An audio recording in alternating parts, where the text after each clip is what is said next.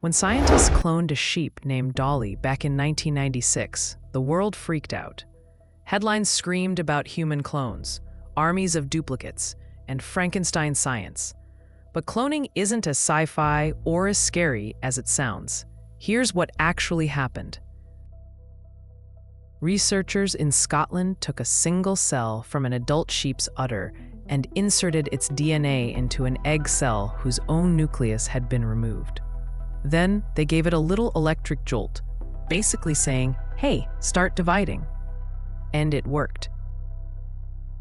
The embryo grew, developed, and eventually became Dolly, an exact genetic copy of the original sheep.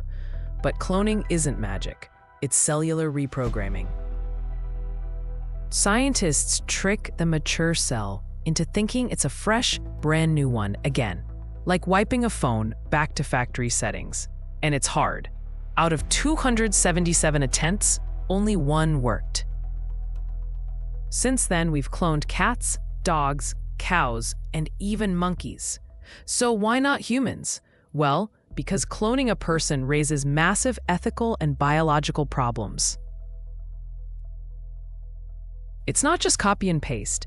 Even identical DNA doesn't mean identical minds, memories, or personalities. A human clone wouldn't be a twin. They'd be a separate person with their own life and experiences. Plus, cloning still involves a lot of failures, mutations, and suffering in animal tests. That's why most countries have banned human cloning altogether. But here's the cool part.